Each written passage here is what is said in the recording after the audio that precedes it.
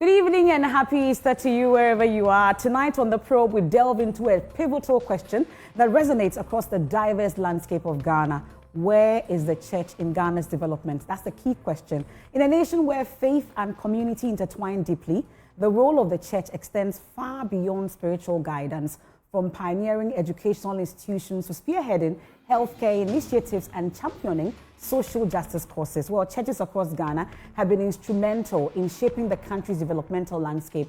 But is that still the case today as we speak? Join us as we explore the multifaceted contributions of the church to Ghana's progress, examining the past, the present, and of course, the future endeavors that continue to make a profound impact on the nation's journey towards prosperity and unity. This is The Probe. We're live on the JoyNews channel. We're on Joy 99.7 FM. We're on myjoyonline.com. On DSTV, we're on channel 421. GoTV is 125. We're on all social media platforms that exist. Tonight, my guests joining me in the studio, I have the Most Reverend Dr. Paul Kwabena, the presiding bishop of the Methodist Church, in studio with me. Welcome. We also have very Reverend Professor J. Kwabena Asamoah-Gyedu. He's the president, Trinity Theological Seminary, Legon, Ghana, joining me in the studios as well. Joining me on Zoom also, we have the very Reverend Father Clement Osei, Secretary General, the Ghana Catholic Bishops Conference, and then, of course, Dr. William Yaw-Papo Brown, also the Country Director for the Adventist Development and Relief Agency, Ghana, will join us via Zoom as well. Gentlemen, you're welcome to the studios. Thank you. How has Easter been, you'd say? It's been great. I'm waiting to hear all about your Easter today, and for you joining us in the studios this evening. Thank you so much once again for your time. We'll take a quick break here on the JoyNews channel. We are back with The Probe. I am Emefa Apawu. Please do stay. You're welcome back. This is The Probe here on the JoyNews channel, also on Joy 99.7 FM and myjoyonline.com. And my guest tonight, as we are answering the question, where is the church in Ghana's development, the Most Reverend Dr. Paul Kwabena, the presiding bishop of the Methodist Church, my guest in the studio. I also have very Reverend Professor J. Kwabena Asamoah-Gyedu in the studios with me as well. We also have very Reverend Father Clement Osei joining us via Zoom, and Dr. William Yaw-Papo Brown also joining us via Zoom. Welcome once again. Gentlemen, I was asking about your Easter and how it's been so far. You'd say, I want to hear Prof first. Thank you. Well, you know, given the vocation in which we find ourselves, the Easter season is mainly devoted to religious activities, by which I mean Christian religious activities. So there's been a lot of prayer meetings. We've had gospel, musical events.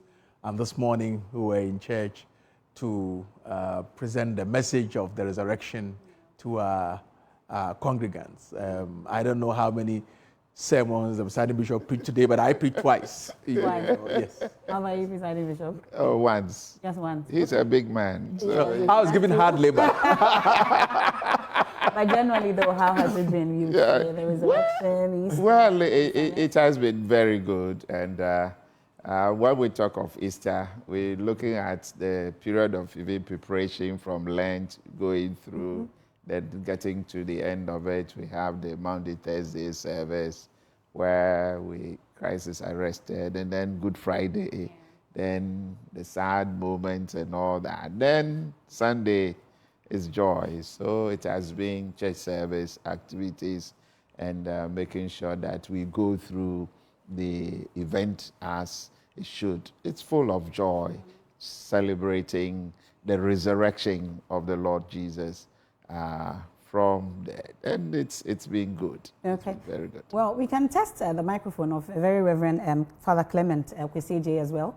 Father, if you can hear us, you're on mute, and we are waiting to hear your Easter story. Some say that it appears it's just become a religious exercise. Is this still significant, you would say? Yes, thank you. Yeah, and happy Easter. In fact, our forests are Christians and Paramata Catholics. Easter is the basis of Christianity. And the events begin on Thursday evening, Friday, Saturday, and Sunday, the climax. In fact, it's the foundation of Christianity. So we don't joke with such days. It is called the Christ event. Okay. Without which we should not, without which we will not be Christians, actually. Well, during the Easter period, though, did we have stable power supply in churches? Most of us were experiencing them, so I don't know the situation in church. Yeah, for us, I think that Thursday, during our Monday Thursday service in the evening, it went off a couple of times. But fortunately, the society had a generator, genset, so they put it on, and so we continued with the service. So we experienced it. Okay. Yes. Prof, I'm sure you know where I'm going with this. Yes, I know, but the place where I preach, we didn't experience anything. Okay. So maybe we're a bit more Christian than website Bishop. But really, I'm sure the church, and we can start from that. You know, we've been witnessing this erratic power supply for some time now. Yes. There have been various explanations that has been given to this. I bet the church is concerned about this power situation. What really have you learned in terms of what the situation is? It's not been very good for us, not just even the churches and activities, but even in our homes and our businesses and our offices. It's not been the best. But we have also not received the best of explanations as to what is happening. And we can't just point to one particular thing that is telling us that this is the situation. And I keep saying, and when I'm asked, I tell them that I think the authorities should come out very clear on it. If it is some challenge they have, then they come out with the load shedding formula, schedules for us. So we know that this is it. At this point, there will be no light. So if I have to get a genset or have to make further arrangements somewhere, then I put in those measures. Rather than say that there's nothing, then you go ahead and all in the middle of an activity, the lights just go off. And as a church, it puts you off, and it takes time to also come back and all of these. And sometimes we should also understand that it is not just for the people gathered in there. These days, because of media, we are live to other people outside and all over. So we are all concerned about this, yes. Prof, are you with those who call for a load shedding timetable and also the explanations that has been given so far by those in charge? Is it satisfactory, you would say? I think it's the flip-flopping that is the problem. And that, I think, is a symptom of a bigger problem that we must all be aware of. It looks to me as if, as some people have suggested in the past, that everything in Ghana is now politicized. I'm not aware that there is any country in this world that does not have challenges with utilities. Even the most developed countries can have a problem at some point. These are machines and equipment, and there's wear and tear. Of course, some countries are better off than others. Yeah. But the point is, because of the politicization of our problems, we are never able to be straightforward with the citizenry. So I don't think having challenges with electricity supply or power supply itself is the issue. The issue is the way we politicize it. You know, so those in the opposition put pressure on government. Government puts pressure on itself by not coming clean. And this is not an issue for just one regime. It's always been like that. So as I sit here, if you ask me, given all the things that have been said, I'm not sure what is going on. But the point is, if we take politics out of these things, then we'll see clearly, be able to tell the citizenry exactly what is happening, tell people to exercise patience, we are fixing and so on. But when we get one reason from one quarters, another from another, then that's very disturbing. So that's what I think we should deal with. Okay. Very Reverend Clement, so there have been a number of reasons that has been given. We are told transformers, we are told a number of issues, we are told it's not debt, it's not, but I don't know what the power situation was for you during the period. At least most of us are experiencing it. But really, some have said it's doom so, some say it's doom CSA, really. But where do you stand when it comes to the power situation in the country? Oh, I think it is not the best, actually. They must come out and really tell us what is happening. They've been giving some reasons here and there, and I think maybe the heat everybody's using the electricity more than we normally use it. But I think they might, if the way it is going, they better come out and tell us how we should use it. Come out with a schedule so that we may know when it is coming off, when it's coming, the electricity is working, when it's not working, rather than to just leave us, in limbo. In fact, yesterday in the night, where I was supposed to have the evening liturgy, and for us Catholics, the Holy Saturday evening, it is the peak of the whole season. See, that is because when Mary Magdalene and the others went there, Jesus was not there the Sunday morning. So probably for us, it is the evening. In fact, and I had light off. And I said, wow. Unfortunately, where I was, there was no generator genset there. But the main parish there was. So quickly, they just went to that, went to it and just put it on. But where I was, it was light off. But I was lucky. It was just 30 minutes. It was just 30 minutes. So you were lucky. But others may not be so lucky. They should actually come to us and then let us know what's happening. And then the solution to it, as Reverend actually said, it shouldn't be politicized. No. For us, Ghana, we politicize almost everything. So I think they also, the how I should have. Oh dear. But I think that's not the best. Okay. You don't have problems. It appears I was losing you at some point, but it's a bit stable now. And I'm told Dr. Brown has also joined us via Zoom. Dr. Brown, so we've been touching on Easter and then also the past situation and the explanations that has been given. Maybe I'll have you chip in briefly, and then we can get into other issues as well. Okay, Dr. Brown, you have to unmute. Okay, Dr. Brown, can you hear me?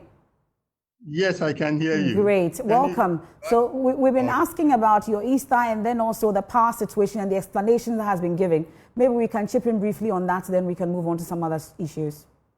Okay. Let me quickly talk about the power situation. I think that it's a situation that we have on our hands, and we have to deal with it. Because if we begin to politicize, as my colleagues have said, then we will not get to any point, or we will not make any meaningful headway. So for me, I think it's a challenge as a nation that we have to face. And once we unite to tackle it, we should be able to handle it. So there is hope. I'm not sure we should give up at this time. But blaming one another and all that won't help us. But the point is, how do we resolve this and move on as a nation? Because we want to develop. We don't want to always be going back. So for me, I think that let all those who are involved, those who have the know-how to help, come in and tell us also the truth. If this is the situation, let us be aware so we know how to manage our lives. I think that's what many people are calling for. Okay. Really, but where is the church in Ghana's development is the key issue that we are pondering over on Easter Sunday like this. Before, many say that we had the Protestants, building schools, health facilities. At least maybe we should get to a point where we have the church having a power system in place such that we will not be witnessing what we are witnessing now. But really, where is the church in Ghana's development? Thank you very much. When we want to look at the place of the church in Ghana's development, it goes very far beyond and even before independence. That's where we should be looking at the church, because the fathers, the mothers who stood and fought for our independence, the church played a very critical role. They helped in the committees, in the preparation and all that. Then we had independence. The church continued. We come to talk of human capital. Human capital. Sometimes we gloss over that and look at the tangible things of school, hospitals, and all that. But even how the church prepared people to meet the situation as we found ourselves. Our schools were in place. And if you read F.L. Battels, he will tell you that in the first government of Nkrumah, the people who held positions had been prepared and trained in the schools of the missions. And they came in, the sacrifices they made, and it has continued till now. Then you come to talk about the health issues. You come to talk about the education we constantly give to our people. So it has not always been the spiritual aspect of people's life, but we look at the totality. It's a holistic involvement, and that's what now we call it a partnership between government and the church, for which we see the way forward. We have been in politics, we have been in education, we have been in health, we have been in the provision of social amenities and all that. And we can, as we go into the details, we can give various examples of how the church has been involved in the development of this nation. But the church of old, as against the church we have today, it appears that the criticism has been that the church now is very much interested in the souls and what the church will get rather than the larger development of this country. Prof, I'm sure that this is a criticism that you've heard before. Really, is the church now thinking about souls rather than the development or the larger development of the souls that you're winning? Well, thank you very much. I mean, I don't think we can make such a hard and fast distinction between the desire to win souls or even to make money from the involvement of the church in society. After all, if the church is going to be able to contribute to national development, it needs the resources. Each of the churches gathered around, represented around this probe, this discussion, if I may give just one example, has a university. And people forget that we stepped in at a time when the government universities did not have the capacity to accommodate the excess number of students. So Valley View University was the first. We have Catholic University in Fiapre, and they must be commended for putting the university that part of the country. Methodist University has 2 campuses, one in Accra in Dansoman, the other in Wenchi. You know, so each of the churches here, including others that are not here, have a university. And running a university is no easy matter. So I don't think there is anything wrong with the church raising funds, for example. Of course, we don't promote exploitation of church members. But there are ways, sane, religious, biblically approved ways in which we raise resources. But I would even think, the presiding bishop mentioned the human capital. I would think that linked to the human capital is what we call the spiritual capital. Because you will struggle to find a public institution in this country where there are no Christians in leadership. So it is the church's commitment to building morality. If you ask any Ghanaian to give you the bottom line in terms of the problems in this country, they will mention the word corruption. And what the church tries to do is to instill a sense of morality in people so that in their workplaces or wherever they find themselves, they will bring a certain level of transparency and probity to bear on their work. And I think once we get that right, all the others will follow. Well, it raises the controversial question about if you have Christians in leadership position, as you talk about, at least every leader now will tell you, most of them will tell you they are Christians. Then the concern then is how come we have Christians in leadership positions, yet we are seeing the levels of corruption, we are seeing all the things that we are seeing, vices in this particular country when it comes to at least the leadership positions. Really, how do we draw the line? How then do we explain that away, that we are in positions, yet Of that level of corruption. And Is that to me? Or is that a vision? Any of you can. Because I heard him talk about partnership and he also talks about Christians in leadership. That's right. Yes. Yeah. Well, that's statement do come, and maybe an accusation that, well, if Christians are there, why do we see all these things? But I think we can also say that, but for the presence of Christians in these areas, it has also brought some level of checks on them. Because if they were not there, maybe the level would have been something else altogether. But we always make sure that the members in leadership, as well as even junior workers, all of them will contribute their quota in making the development of this nation become a desirable place to work in and to feel at home. That has always been the stance of the church. The church do not produce people who go into leadership and they are trained to be corrupt. No. But it's also part of human nature as well. And these days, we need to do more education on this. Okay. Yes. Dr. Brown, maybe I'll bring you in on this. At least Professor Jedu has talked about the fact that at least all of you have universities as a church, I should say.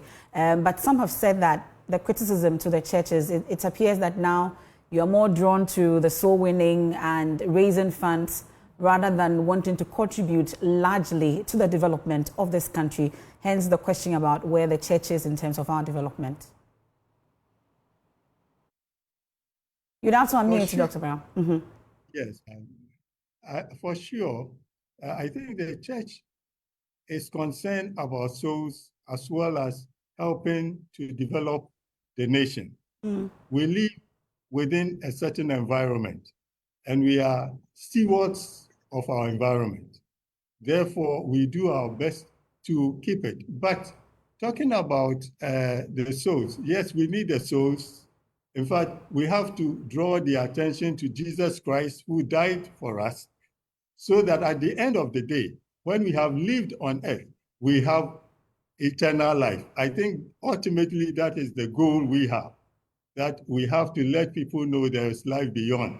And so we can, we live right. And that's why I agree with Reverend that we are preparing a people not for only this life, but for eternal life. Therefore, we continue to educate them and to encourage them to live lives that will bring glory to God and also to benefit humanity. The fundraising aspect, if the fundraising is done to support certain activities that will help humanity, I think that is right. But we also know that sometimes it is overdone. And that's where we have to apply some checks and ensure that we are collecting funds and putting them into a rightful use. For instance, you will find that most of the churches have hospitals, they have educational institutions, and all these, especially when they are private, they must be supported. So if you collect funds and you invest in such things, I'm sure that one is right. But where it goes into individual pockets, that's where we have a challenge. I should also say that really we are human beings. Therefore, you can teach whatever you have to teach. But when they get to the place where they have to perform, the practicality issue becomes a problem because they are now to use their conscience as they are guided and directed by the Holy Spirit. However, if they will listen to his voice, they will do the right thing. If they don't, they decide not to, then they will begin to mess up. And that's why we have Christians in position who are not actually helping us to develop our nation because of the level of corruption. And that we as Christians should be worried about it and ensure that our members in position are doing their part to promote the to promote the holistic development of our nation. Okay. Reverend Father, so we know about the economic arm, the moral and the political arms in terms of our lives as a country. But the criticism that the church faces in recent times, we've been talking about, is the fact that you are mostly focused on the moral aspect in terms of the morality angles. At least we've seen the Catholic Bishops' Conference, a number of statements we've issued. We'll be getting into those issues shortly. But have we overly focused on the morality as against the economic and the political arms when it comes to this country? Thank you. There is one thing that we must understand. We should let the people understand that for the church, it is for the human person. The human person is both physical and spiritual, and the two must be catered for. Okay? So when it comes to the physical aspect, that's where you have the moral aspect comes in, and so on, the development, the politics, and so on. And then the spiritual aspect is where we have those teachings and so on for the human salvation, the morality, and so on, for human salvation. In fact, the basis of where Catholics look at it is the social doctrine or the social teaching of the dignity of man. The dignity of man. We must have the human being, body and soul. These two things are inseparable. Jesus came to the world. He became one of us, but he taught us spiritually and physically. Preaching to go to the kingdom, at the same time feeding people physically. They need to eat. That is the reason why the church is always associated with developments. Political, physical, economic, everything, building schools and hospitals and other facilities. Getting the people to get water. Drilling boreholes and other things, and so many things. Asking them to go into politics, because politics is not only meant for non-Christians. No. If you leave it to non-Christians, you have what you don't have. And that's why the church is always supporting. And it's not so much about Ghana, Cote d'Ivoire, no. For the church, it's everywhere. The Catholic Church is everywhere. The teaching is the same, and its way of looking at things is the same. Human beings must be saved spiritually and physically. Well, you talked about the partnership issue that I want us to go back to, and Father Clement has also been talking about the fact that Christians should also take up leadership positions, also is a key issue. It's an election year, and a number of names have been thrown around in terms of running mates. At least we've seen the NDC pick their running mate already. We are yet to see that of Dr. Mahmoud Bawumia. We're in April. We are getting into April tomorrow, and we're told that is going to happen. But my key concern, before I get to the other bit about Christian leaders taking up key positions at the highest level, at least that's what has come up now. But these partnerships, do you get a sense that the political parties or the leaders in this country take that partnership between the church and the political leaders as seriously as they ought to, such that you always have to issue statements and speak on top of your heads before they listen and then heed the call that the church is making? Yeah, this partnership has not always been smooth. For that one, we have to. That is why sometimes we have to come out and issue statement upon statement so that we make it very clear to the government that this is the stance of the church. Is it the case that the partnership is important when they need the church, and after they get what they want from the church, that's it? Sometimes it looks like that. It looks like that. But there are certain areas in which the partnership is also very strong when it comes to health issues, educational issues, because in the health issues, we have the CHAG, which is the Christian Health Association of Ghana. And in that instance, we have the church playing a role and the government also coming in with the logistics and the persons to work in the hospitals. And there we provide the health services, quality health service to the people. Then when it comes to education, we have our role to play as a church, and the government also comes in. So where we put up structures, where they also supply teachers and all that. All these things in the partnership, it works. It works very well. But where we have issues pertaining to governance and we need to sit down, we also go behind the scenes sometimes to prompt and to make sure that, yeah, this is the way we think. Our members, when we get it that way, it will inure to the benefit of the whole person in the community and in Ghana as a whole. So that is how we have always looked at the partnership. It brings me to the statements that you've issued, at least the Bishops' Conference and then the Methodists, at least just last week. Yes. At least I read a story about your press conference that you held and the concerns that you had, especially with the anti-LGBTQ bill. Yes. This has been very topical, and Professor Jedu is smiling because this is something that we've been talking about for some time now. You were hoping that you have some audience of a sort with the president if your call was not heeded in terms of assenting or even accepting the bill in the first place. There's been an explanation that has been given, and there's a back and forth going on in Parliament on this. Beyond the press conference, has there been some backdoor talks amongst others on this particular issue, and what is the way forward? Yeah, we are yet to get to that engagement, the face-to-face talk as to what is impeding, what is not happening for the president to assent. We know that there is something in court. That's one we are all aware, and we are all waiting to see what also come out from there. But for me, I believe that Ghanaians have spoken. We have spoken, we sent our petitions to Parliament, and we asked Parliament to decide for us what we have presented. And they have come out unanimous that this is the voice of Ghanaians. So what is preventing us? What is stopping us? And we need to engage. And when the legal issues are sorted out, I think that things will clear, and then we can go forward. Are you not worried about how the legal issues will turn out? Is there a concern for you? Well, I cannot decide for the courts. I cannot decide for the courts.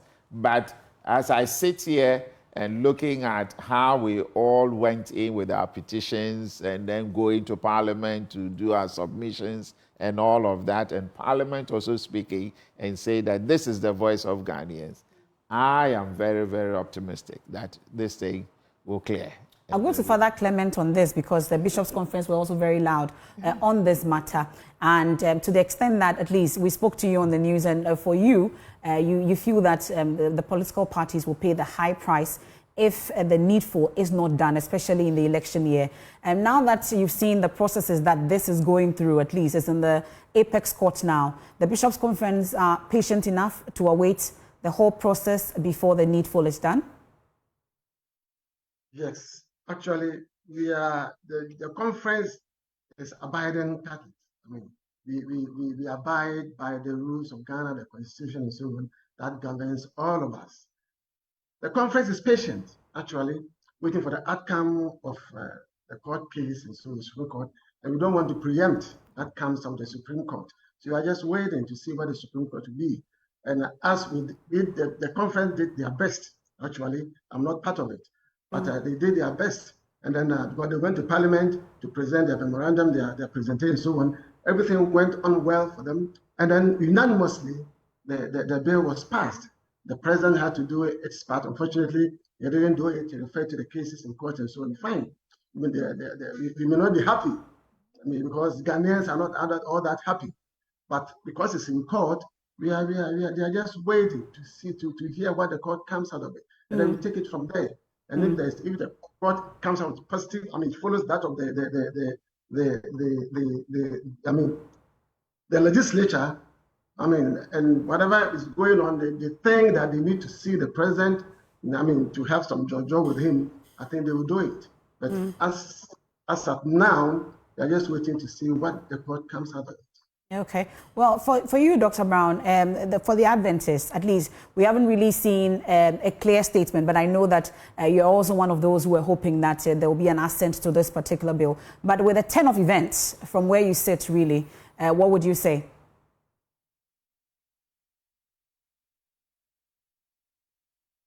Dr. Brown, you have to unmute.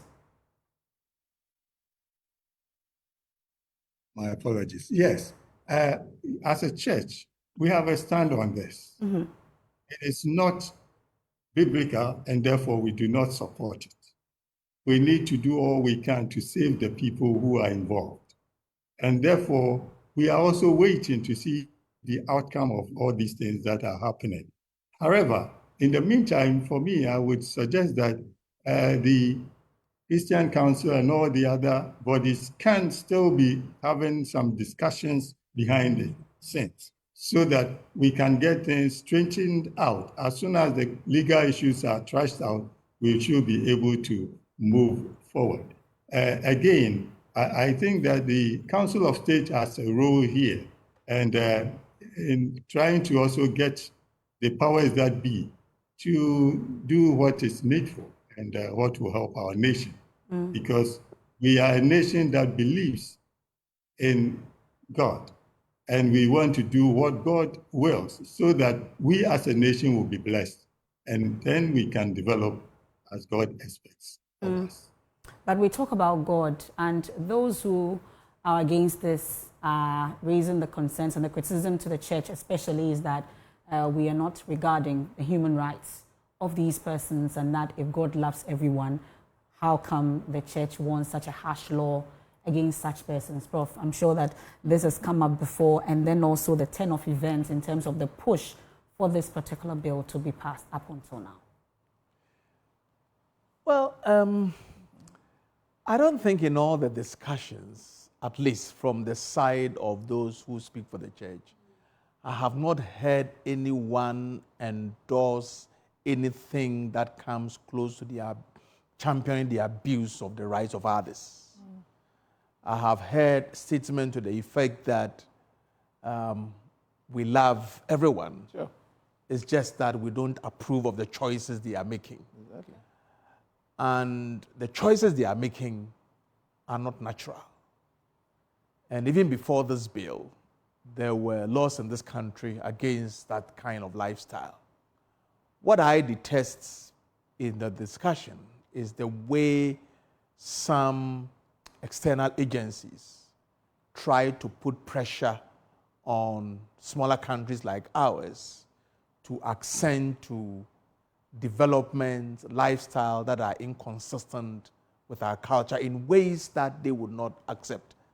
That's my problem. In fact, just this past week, I've been having discussions with a colleague who is a professor of religion and development, and he continues to push me along these lines. And my question to him, which never goes answered, is even in your country, in the US, there are advocacy groups that are against LGBTQI. So why do you expect us to be different? But beyond that, this person is British. Beyond that, I have drawn his attention to the fact that virtually all the big clubs in the UK are owned by Arab entities. And these are countries that have some of the harshest laws against LGBTQI, and yet you do business with them.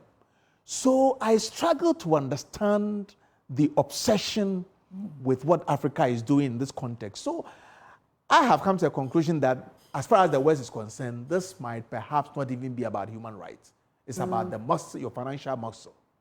However, that is their problem, but they shouldn't make it our problem.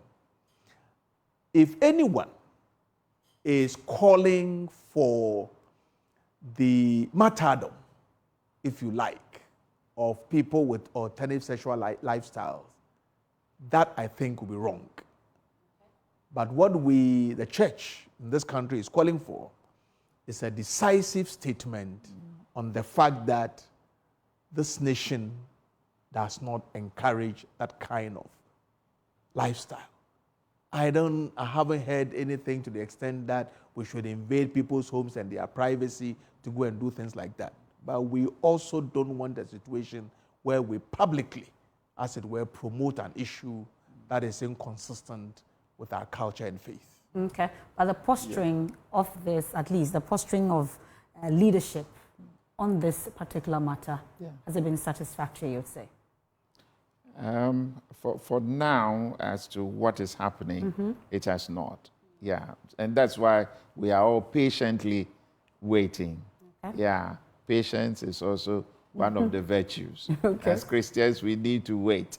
We need not preempt or jump when we know that things will take the natural course for all of us. We know how things have been. We started this journey for a very long time. We have waited till now. We're just getting to the end. We need not rush and push things. And just as he said, the church is not against anyone. Sometimes the story is out there that when it is passed, we are going to chase them on the streets, we are going to beat them up. That is not the case. Yeah. In all our submissions and the memoranda that were submitted, there is nothing like that. The church rather said, we love these people. They should be part of us. And as being part of us, that is when the orientation, the education, and all that can go on. They have a place.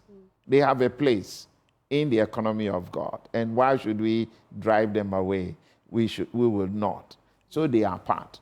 And so that story going round that we're going to beat them up and chase them and kill them. That's inaccurate. That is not it. Okay, so I was going somewhere with the partnership bit and how come leaders, at least men of God, maybe I'll ask all of you, how come, at least my daughter came back from school one day and said that the teacher was saying we should get to a point where we would have at least a presiding bishop, for instance, standing for an election. Oh, that's good. And then maybe we'll have Prof also. I tell you. Is it not time, really? What stops leaders like you from leading this country, at least putting yourself up to be voted? Is it because of the kind of politics we have in this country? Why is that so? At least with the running mate issues, I'm sure you've heard, for instance, the name of the Pentecost presiding, bishop coming up. His name has come up at least as one of the persons that they are hoping will be the running mate to Dr. Mahmoud Bawumia. But there have been a lot of criticism coming up as to why a leader or a church leader will take up such a position. What really is stopping leaders or pastors, big pastors like you, from putting yourselves up to lead this country the way that it ought to be led? Yeah, I think the first point is that the church is not a political place. Are you barred from politics? We are not barred in the sense that we don't engage in partisan politics. We have our political opinions, we have our political leanings, but we are not into partisan politics. And it's even not right for a head of church or a man of God to be holding a party card and all that. Because in the church, if I take the Methodist Church, for instance, I have all of the people in there. I have NDC, I have NPP, I have CPP, I have Ekosia Donko, and all of them. They are all there. So if I should stand up and say that I am supporting this party and so they should nominate me as a vice president or as a president, then I am cutting off a number of my congregants. But is it a national interest first? Yes, there is national interest, but that is where I would encourage maybe somebody, a congregant, to come up. But not you. But not me. Okay. Yes, but not me. If I come up, then it means I have to resign and then join the party fully. Then I can go that way. Then in that case, I'll not come back to the church and then begin to preach. Because as you stand there, people will not even listen to you. They will not even want to hear what you are saying. We play a very neutral role in the community. And in that position, we rather bring people together rather than just let people go apart. Prof, you won't put yourself up? Why? If you sponsor me. I like the Sunday Bishop to know that if he has any such ideas, we will discipline him. That's Okay. He'll be because disciplined. we are not barred from doing politics at a certain level, but we ban partisanship, especially when it comes to the pastoral ministry. Our name, being a pastor, is simply being a shepherd. And you can't be an effective shepherd if you take sides among the sheep. I think one of the positive roles that the church plays in Ghana's partisan politics is that every party, members of every party, are able to come to the church and ask for prayer. And on some occasions, we even allow them to bring greetings and so on. We don't allow you using our premises for partisan politics. But if you want to bring greetings to the congregation and so on, we allow it. It then, at a certain level, helps us to referee what is going on.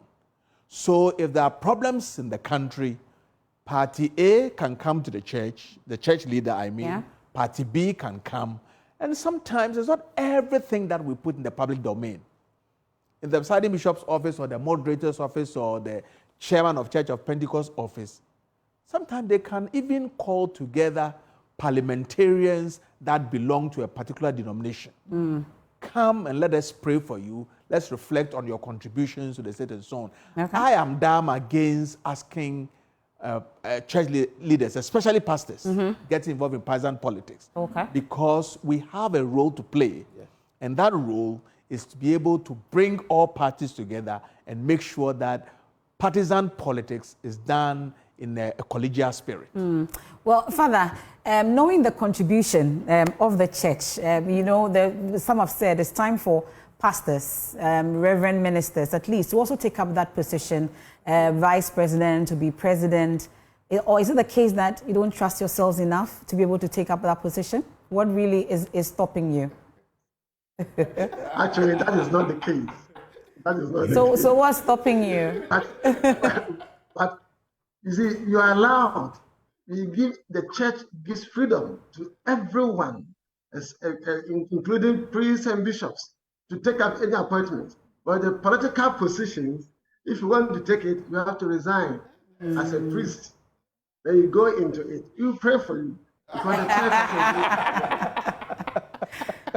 the church has a role to play. Because you see, the church governs, the church teaches, and the church sanctifies. So there is the governance aspect. But you see, our governance system, it is partisan. So when it is partisan, you cannot belong to one party and leave the other. That is why when you want to join that partisan system of governance, you have to resign so that you go and join one party. Otherwise, where you are as a priest, as a bishop, as a cardinal, you want to join a party, you need to resign. Otherwise, you have to bring them together, pray for them, and then guide them where they go, whenever they go wrong, and not. If you join them, you cannot play that role again. Dr. Brown. Recently, I hear in Nigeria, one priest has joined a party, and in fact, I mean, he won the elections, but he had to resign as a priest. And we all pray for him. South America is happening. The priest became the president. So it's not a choice against, no. It's the role that you play. If you are a mediator, you must be a mediator. If you want to join one, then you have to leave that group that you play as a mediator. It's as simple as that. But considering the fact that, Dr. Brown, for instance, that when we get decent men of God at that level, at least, it makes the work of the church a bit easy, knowing that you build schools, you build hospitals, the contribution you make in terms of our development as a country. Once we get one of your kind up there, won't it make things easy for us as a country? What's stopping you? Okay. It will be very easy and very straightforward. However, as my reverends have earlier mentioned, you know, we want to avoid partisanship. We are to unite our people. In our churches, we have all the members of all the political parties in the country within attending our services. So if you become partisan, it will be very difficult to bring them together and as a body do what you are expected to do. If you have one there, that will be great. But then we should also recognize the fact that we have different talents and gifts and callings. Daniel was a leader in Babylon. We also know that Joseph was like that. So we need people, but as it has been reiterated, we don't need to have a priest or a pastor to be there. We can have other members who are also well-trained, who have the capacity to lead. And then we support them with our prayers and with counsel. Okay. Because we can still partner with them and ensure the right things are done to build our nation. Okay. Well, I'll come to the issue about whether the church cares who becomes president. Must it necessarily be a Christian? Really, I'm sure this has come up before. I'm itching to hear what you think.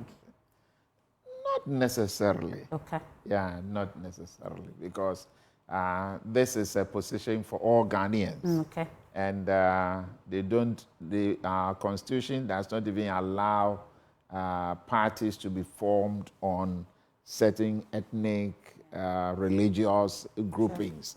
It bans it. It's against it.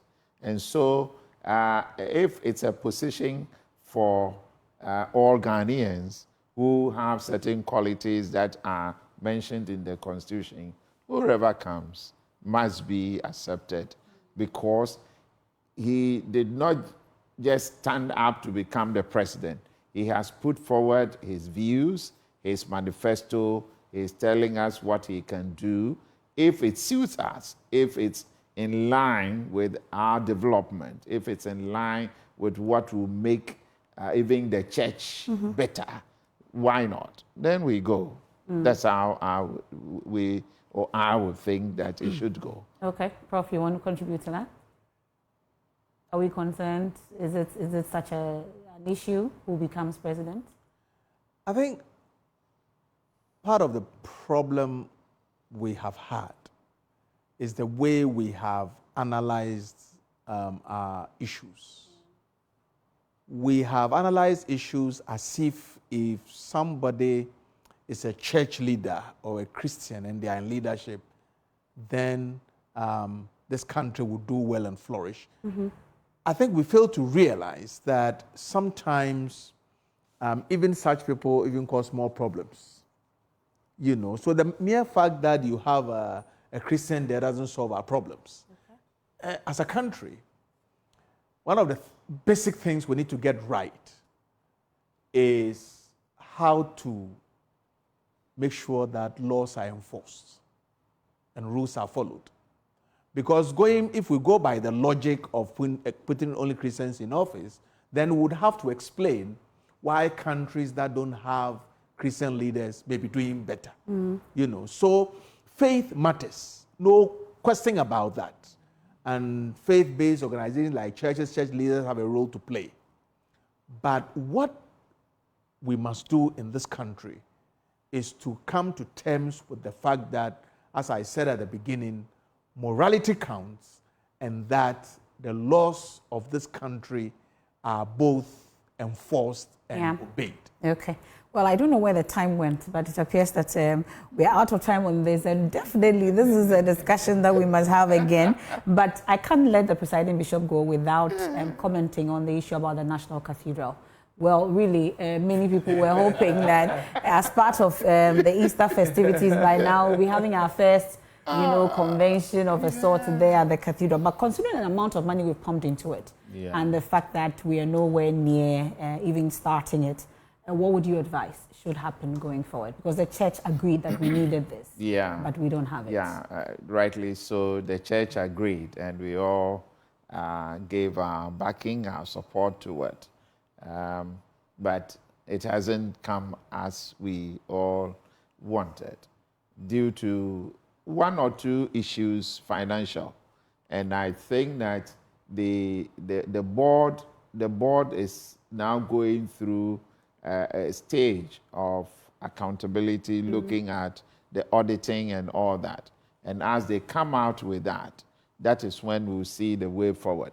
But we have all said, and I am one of those who is saying that it's a national asset, it's something that is good for all of us, which we should have given our support.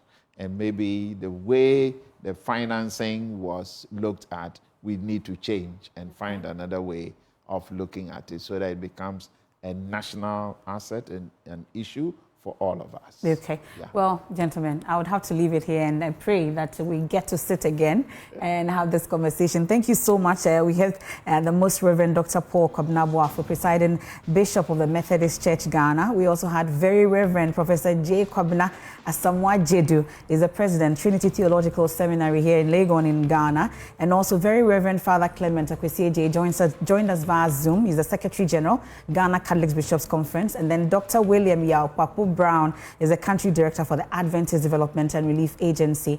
Thank you so much, gentlemen, for spending your Easter evening with us here on the Joy News channel. There's more when you log on to myjoyonline.com. A Walk with Jesus is up next for our radio audience. For TV, Sarah Mele Josu takes over your airwaves. Have a good evening. I am Emefa Apawu. Happy Easter.